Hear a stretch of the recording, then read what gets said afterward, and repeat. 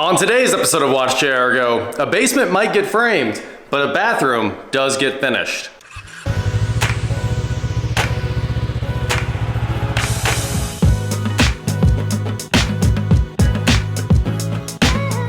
What is going on, guys? I am WatchJRGo, and today, like I said, the epic conclusion of the 24-hour bathroom build challenge. Try to hide right behind this wall so you can't hear the fans from my amplifier. But I'm gonna show you this bathroom here in just a second. I know that we got most of it done in about a day and change, right? A day and a few more hours.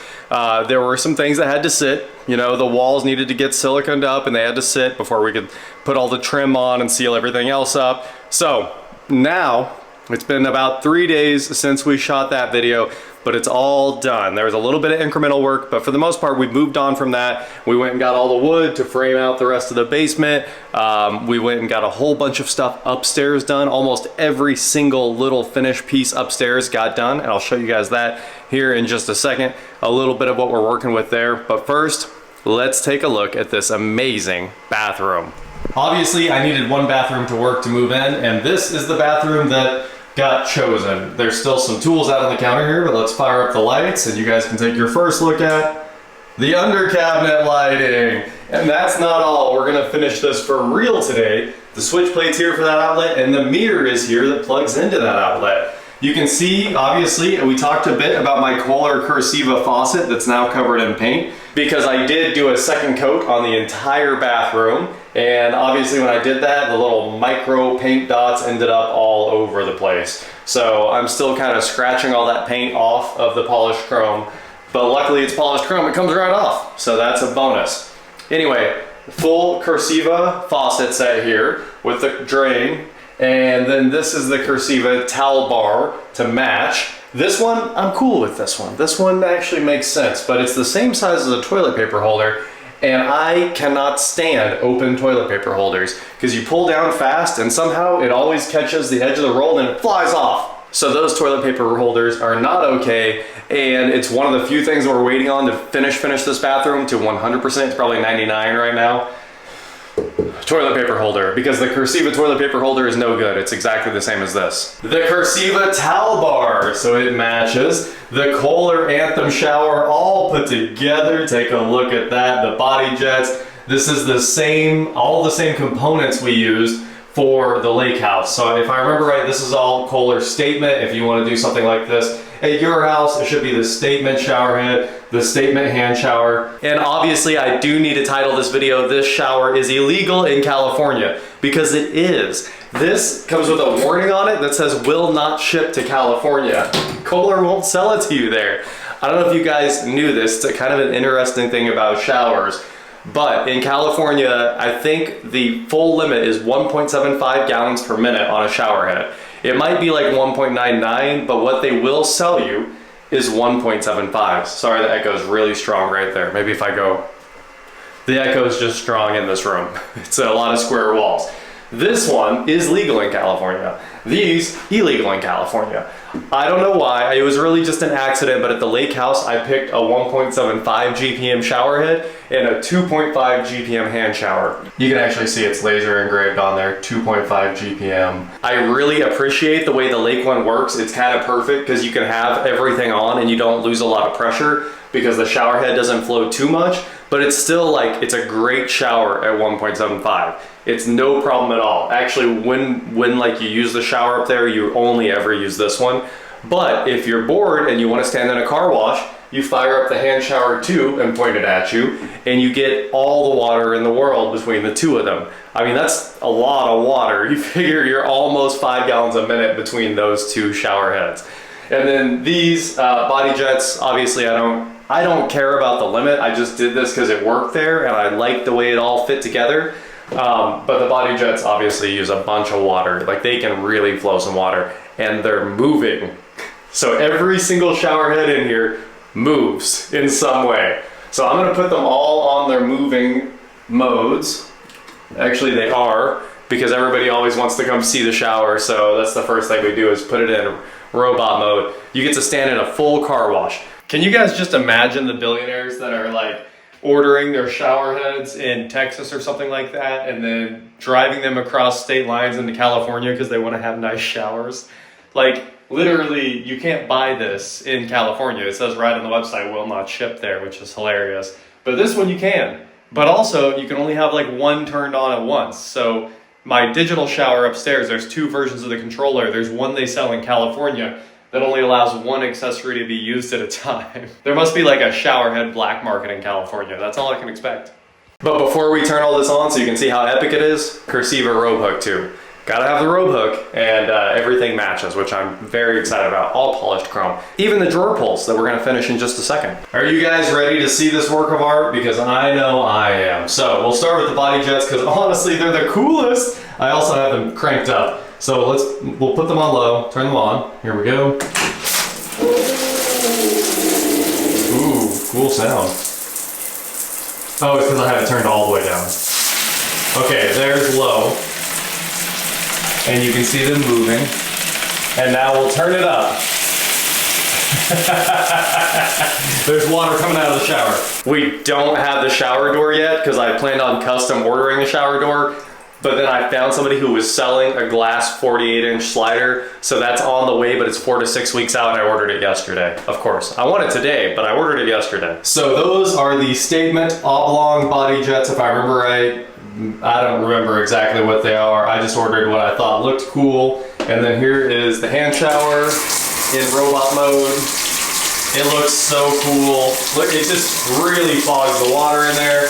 And then here's the main shower head. So you can have everything moving around, or you can have a real shower if you want. Oh, and it's turned down. There we go. All the water. We are blasting water into this shower now, but we need to turn it off because all the water is coming out. Huge thank you to Brunt Workwear for being the sponsor of today's video. Now, you guys have seen my Brunt boots in the last few videos while we were working, and I absolutely love these things. I have wanted a pair for a long time, and the reason is I love wearing tennis shoes to work.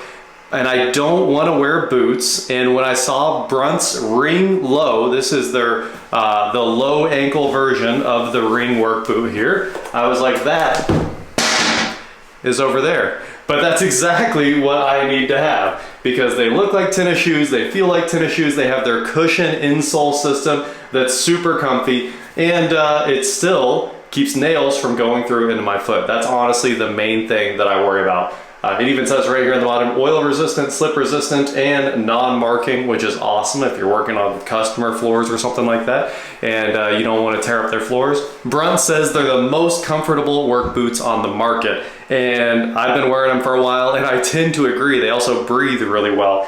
So if you guys are looking for work boots that kind of have a tennis shoe vibe to them, big fan of them personally. So if you want to get $10 off your first order today with a risk-free trial, head on over to bruntworkwear.com/WatchJRGo10. That's my promo code, WatchJRGo10. It'll save you $10 on your first purchase. Link in the description below. Huge thank you to Brunt for being the sponsor of today's episode and being a continued supporter of automotive creators like me and legit street cars. You've seen him rocking them too.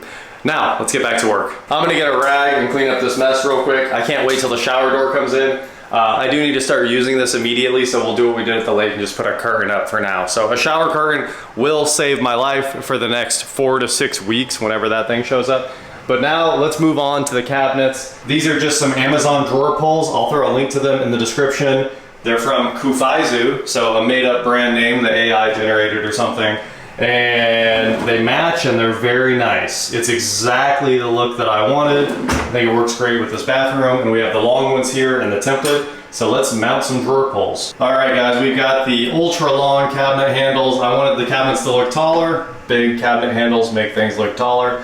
These are almost 12 inches long, and they're going on there about like so. So I had those mounted up. And then we have a little tiny hole punch right there from the center punch that I will line up on. It's actually really hard to make this template work for the cabinet doors. Really easy for the cabinet drawers, but the cabinet doors is a bit of a fight. So I've got it set up. Somehow they want you to use the bottom of the cabinet door as the stop, which it won't even reach. So I just figured I'll measure down by myself and then use the template for the horizontal measurement. So I've got it set up for that, and we just set it up here, center punch and drill.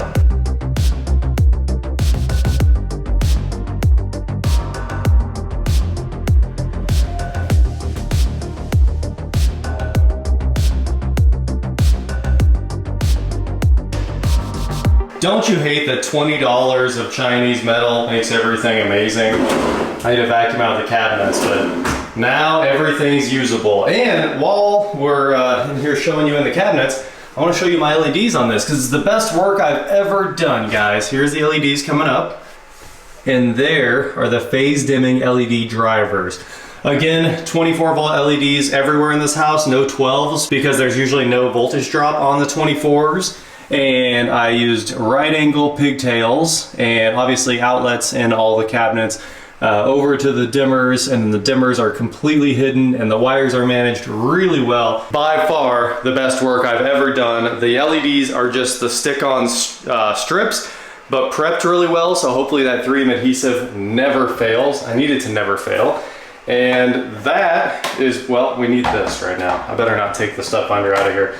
That wraps up the cabinets completely, and they're phase dimming. I know in here, I'm just using a light switch, but in the other places where I'm using these for all the toe kick and under cabinet lighting, they are dimmed by the Control 4 light switches. So that's why I use expensive ballasts all the way around, and also the fact that they're hardwired is just really nice. It lets you create a very clean product in the end. Now, switch plate and the mirror's here. So let's hang the mirror, and that basically gets us all the way. Everything's done except for the door, and that's gonna be a shower curtain, let's be honest. Also, I do wanna mention, everywhere there's one of these bad boys. Everyone knows how much fun it is to deal with those tiny little hooks and the Allen screw that holds it to the wall.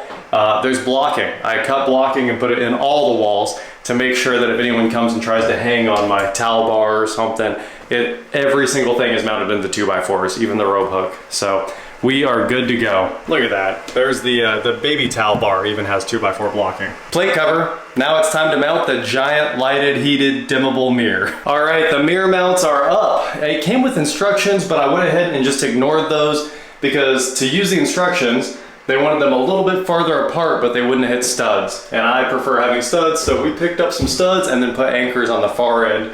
So really the studs will carry all the load. So we're ready to hang the mirror now, and we're also ready to clean this bathroom out. So let's go ahead and get everything out of here. Hopefully I can plug the mirror in and put it in by myself. It is big though. This thing is rather large, and it might be a real problem to try to put it up there by myself. One thing that's funny is these heated mirrors, they're only actually heated in the middle. And after a while, the glass transmits the heat out, but when you turn these things on, you can actually see the heating lines in the grid there, and then after like 20 minutes, it finally dissipates all the steam because the surface gets very hot across the whole mirror. It is glass, so they have to warm it up kind of slow so it doesn't explode, I assume. By myself, baby! I don't recommend doing this by yourself. It will take about all of you, but I got the mirror up there. Time to peel the film off. It is funny, every one of the tips, it says warm tips. Peel the protective layer off the mirror. Peel off the protective layer of mirror, actually. I was like, that doesn't read right. Yeah, of course it's written terribly. Clearly all these things are made in China. They're cheap, they all come from China. But it is hung well, 7/8 from the wall on each side. Love the glow over here on the wall. And now it's time to take the warm tips off, but it's also time to figure out the color temperature. Oh, there we go, we're there. That's it, ladies and gentlemen. The color temperatures match. That is what we needed. All right, let's peel off the protective layer of mirror. Where do you start? There's a whole lot of protective layer on this thing. All right, I'm gonna figure out where you start. Okay, reasonable. Warm tips, warm tips, warm tips. I still don't know what warm tips are.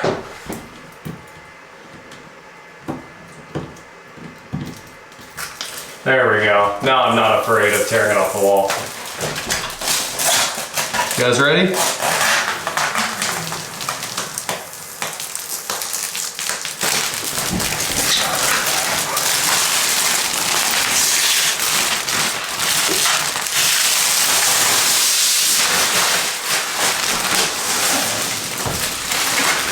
We did it! That's it. We got a bathroom the ladies will love. And honestly, if it was for me, it would have been much simpler, I think. I love the toys in the shower. There's nothing like robotic shower heads. Even they're not powered, just in case. If you think that I'm saying robotic because they're powered, they're not. Not to mention really nice machine work like this. That is fancy stuff. This thing's solid brass. But anyway, back to the mirror. Get the warm tip off of there. And let's try turning it on and off, make sure the memory works. Perfect, it fades on. Cool, you can set the brightness right there, and you can turn the heat on right there. Nice.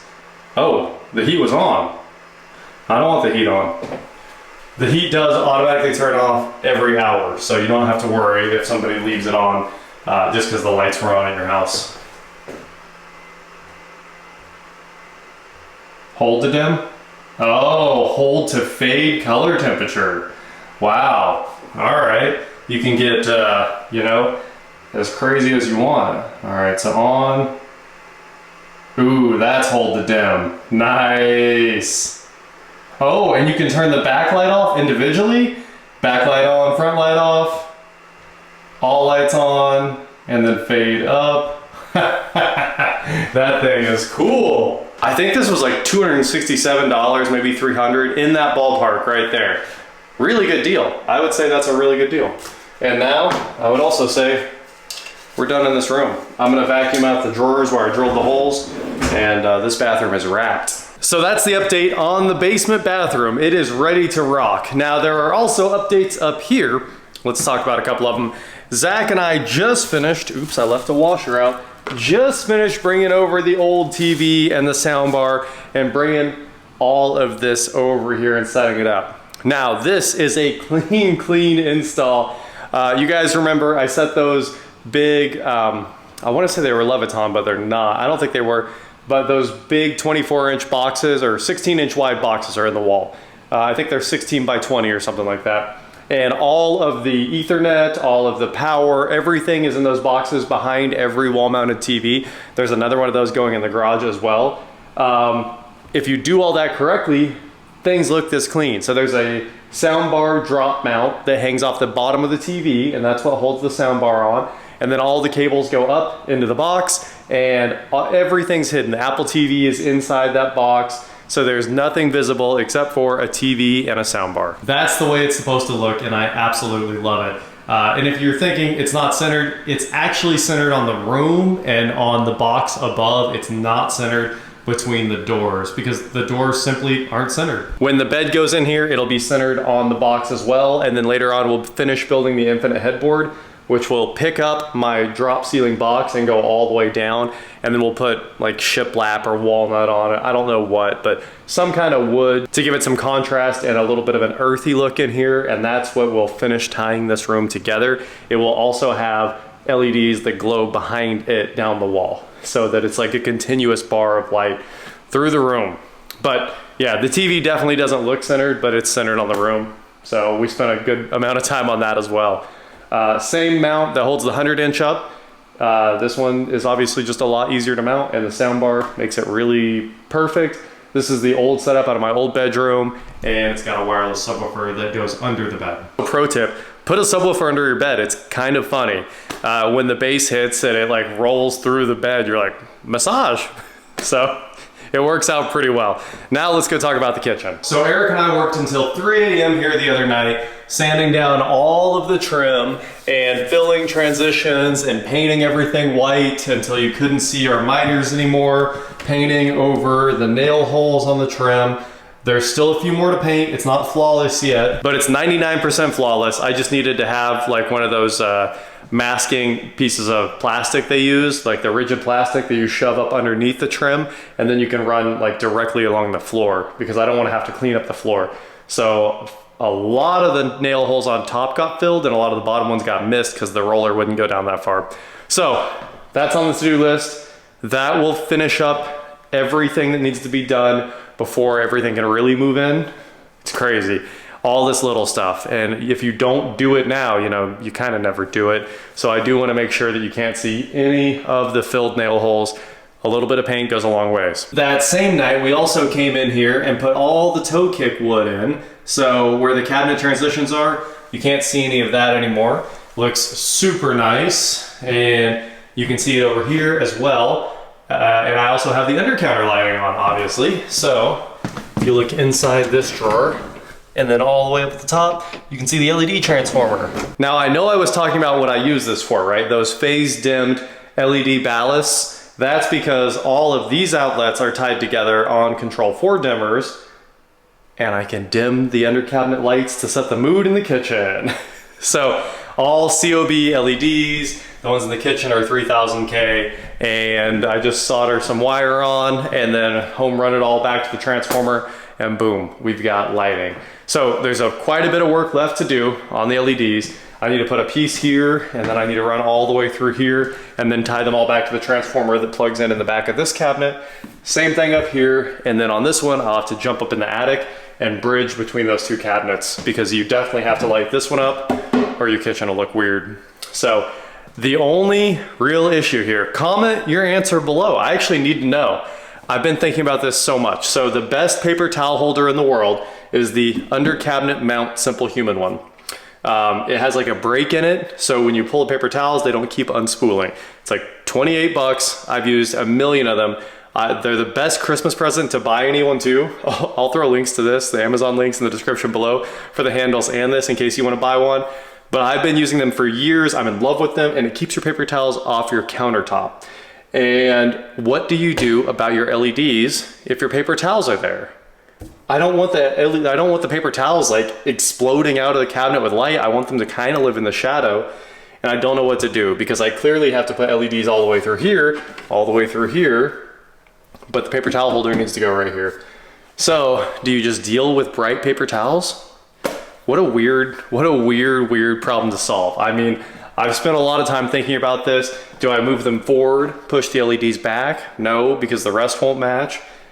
What do? I think you just end up with bright paper towels and there's nothing you can do about it. So it's kind of like you have to have these custom home things, but also you don't want bright paper towels. Maybe actually rich people don't put their paper towels on the counter at all, or they don't use them, but I live off of paper towels. So I'm putting them out up there, I can tell you that much. Anyway, those are most of the updates on the house here. I think we're getting real close, obviously with that TV in there and a couple minutes of touch-up paint. I really think I'm just gonna go ahead and get my bed and move in here because we've got everything sorted out now. We got a shower that works, a bathroom that's complete so you don't have to run all over the house, which was my original plan, was to have a toilet up here and a shower and a sink. But now we've got a whole working bathroom. So that's pretty cool. And I think it's time to just start getting stuff, do one final cleanup, start moving in. Just don't let them California boys catch my shower because we'll all be in trouble then. That is it for today, guys. Thank you so much for watching. Don't forget to head on over to shop WatchJRGo.com for cool shirts, not like this. And please like, share, subscribe, do whatever you want to do, and I will talk to you next time. I just need to build this shower. In my head, this is gonna take, you know, months and months. But the reality is, now that we have that vent pipe moved, all I have to do is move that piece of Romex, all this gets cut out, that moves over into that wall where we start putting in all the vanity power, and we really just stub in the rest of the shower, simple, and the 2 drains. So even though this is an absolutely daunting task in my head, I think the reality is it won't be that bad because all I have to do is stub the plumbing in and the tile guy's gonna finish it. So I couldn't ask for better than that. Having the tile guy just come in and build the entire shower is amazing. And of course he's doing the in-floor heat and everything as well because it's all Schluter, and tile guys do Schluter. The only thing that's gonna suck is getting the thermostat in this wall for those floors. Other than that, we're ready to rock. We could have this bathroom working as well in short order.